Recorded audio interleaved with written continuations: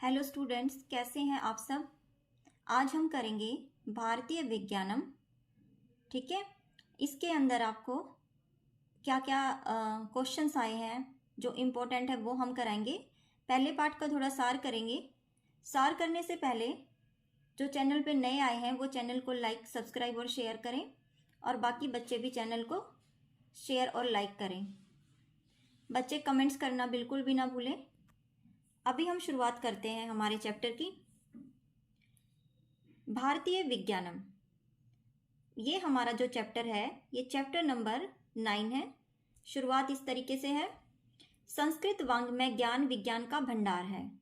भारतीय मनुष्यों ने आयुर्वेद, ज्योतिष, खगोल और भूगोल, धातु विज्ञान, गणित, संगीत, कृषि विज्ञान, पर्यावरण विज्ञान, रसायन विज्ञान आदि क्षेत्रों में जो वैज्ञानिक आविष्कार किए हैं वे सब भी आधुनिक वैज्ञानिकों के लिए ऊर्जा के स्रोत हैं। उनमें से वराहमिहिर, ब्रह्मगुप्त, आर्यभट्ट, भारद्वाज, कल्याण वर्मा, मुंजाल, भास्कराचार्य आदि प्रमुख हैं। प्रस्तुत पाठ में हम आर्यभट्ट और भास्कराचार्य की उपलब्धियों को संक्षिप्त में जानने का प्रयास करेंगे, जिन्होंने आकाशीय पिंडों, ग्रहों, नक्षत्रों और की गति एवं स्थिति का वैज्ञानिक विवेचन प्रस्तुत किया था। अंकगणित, बीजगणित व रेखा गणित के महत्वपूर्ण सूत्रों की खोज की थी। ठीक है, इन दोनों वैज्ञानिकों के नाम पर भारतीय उपग्रहों का नाम भी किया गया है। ठीक है, नामकरण किया गया है। अभी हमने बच्चे ये हमने सार किया है। सार में क्या बताया है कि जो भारतीय विज्ञानम है कि भारतीय जो है भारतीय परंपरा ऐसी रही है कि यहाँ पे जो मनीषी हुए, ठीक है, उन्होंने आयुर्वेद, ज्योतिष, खगोल, भूगोल, धातु विज्ञान, गणित, संगीत, कृषि विज्ञान, पर्यावरण, रसायन विज्ञान आदि में सब में उनके आविष्कार हैं। ठीक है, तो भारत में बहुत सारे आविष्कार हुए हैं, खोज हुई है, उनका वर्णन है।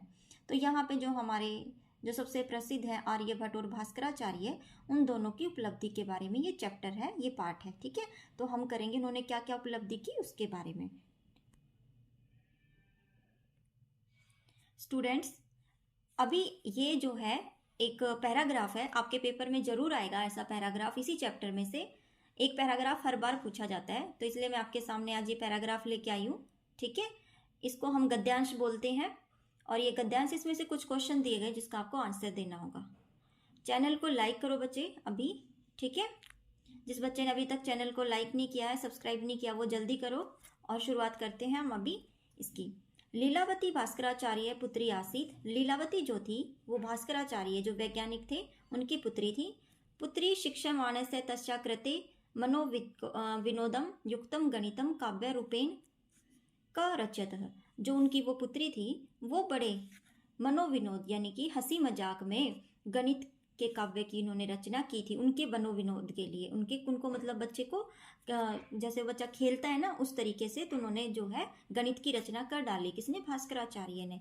स पक्षु पक्षी भी भ्रमर हंसा आदि मध्येन गणित से जटिल प्रश्नाम अरचयत।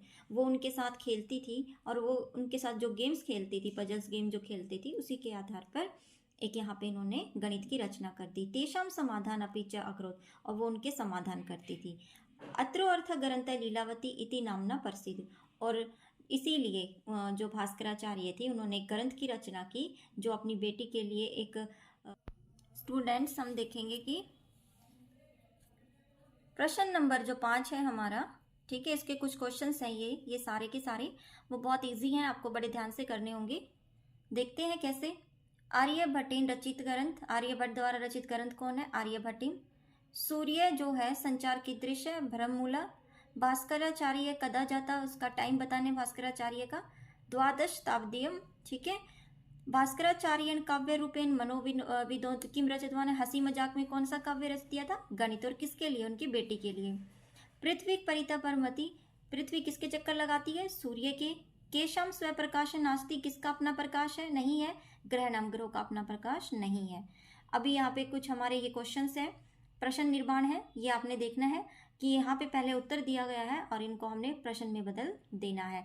जैसे लीलावती की जगह पे हो जाएगा का, सिद्धांत शिरोमणि की जगह पे हो जाएगा कस्य, ग्रंथान की जगह पे हो जाएगा स, और गणितस्य की जगह पे हो जाएगा कस्य। ठीक है, अब ये इंपॉर्टेंट बात करते हैं, भास्कराचार्य के जीवन परिचय की तरफ आते हैं। तो स्टूडेंट्स, ये एग्जाम में क्वेश्चन आता है आपका जीवन परिचय को लेके, तो ये आपको जरूर करना है। भास्कराचार्य का एक तो बताना है कि कौन से समय रहा उनका, तो द्वादश शताब्दी उनका जो था ये समय रहा। उनके ग्रंथ का नाम था सिद्धांत शिरोमणि, उनकी जो सर्व प्रसिद्ध जो कृति रही है उसका नाम है। और वो कौन थे, वो एक ज्योतिर्विद भी थे और एक गणिताचार्य भी रहे थे। लीलावती भास्कराचार्य की पुत्री रही थी। ठीक है, ये सारे के सारे पॉइंट्स आपको अच्छे से याद करने हैं ताकि आप एग्जाम में अच्छे से नंबर लेके आ सको। ठीक है, अभी हम आर्यभट्ट के बारे में बात करेंगे। स्टूडेंट्स, अगर आपने अभी तक चैनल को लाइक नहीं किया है तो जल्दी से उसको लाइक करो। देखिए स्टूडेंट्स, यहाँ पे आर्यभट्ट, जैसे उनका समय जो था भास्कराचार्य का, अभी हम आर्यभट्ट की बात करेंगे। 776 खिसरा शताब्दी में इनका समय रहा था। इनके ग्रंथ का नाम क्या था, आर्यभट्टिम। ठीक है, ये भी एक ज्योतिर्विद और गणिताचार्य माने जाते हैं। इन्होंने दशमलव पद्धति का आविष्कार किया था और ये कहते थे कि जो हमारी पृथ्वी है वो सूर्य के चारों ओर चक्कर लगाती है। ठीक है, तो ये आपको अच्छा लगा होगा। स्टूडेंट्स, आज हम एक नई चीज़ लेके आए हैं। ठीक है, पार्ट 9 से हम कुछ ऐसे प्रश्न लेके आए हैं जिसका आंसर आपको अपने कमेंट बॉक्स में ज़रूर देना होगा। ठीक है, मैं देखना चाहती हूँ कि आपको ये चैप्टर कितना समझ आया है और आप कितनी अच्छे से इस आंसर को दोगे। तो पहला जो हमारा प्रश्न होगा वो है, लीलावती कस्य पुत्री आसीत। आर्यभट्ट, बी है हमारा भास्कराचार्य, सी है कालिदास और डी है बोपदेव। ठीक है, प्रश्न नंबर 2 की तरफ आते हैं। पृथ्वी कम परितः भ्रमति। पृथ्वी जो है किसके चक्कर लगाती है, सूर्य, समुद्र, नाव के या पृथ्वी के। ठीक है, तो ए बी सी डी जो आंसर है, ए है तो आप ए का आंसर दोगे, बी है तो बी लिखोगे, सी है तो सी या डी है तो डी लिखोगे। प्रश्न नंबर 3 की तरफ आएंगे। आर्यभट्ट के ग्रंथ का नाम क्या है, आर्यभट्टियम, आर्यभट्ट, ठीक है, सिद्धांत शिरोमणि या अभिज्ञान शाकुंतलम। तो आपने जो है इनके आंसर देने हैं, ए बी सी और डी, कोई भी इनमें से एक इसका आंसर है जो आपने देना है। ठीक है, तो स्टूडेंट्स, आज की आपको ये वीडियो कैसी लगी, लाइक करो, सब्सक्राइब करो और शेयर करो, और तीनों क्वेश्चंस के आंसर जरूर कमेंट बॉक्स में दो। ठीक है, ओके बाय, कल फिर मिलेंगे।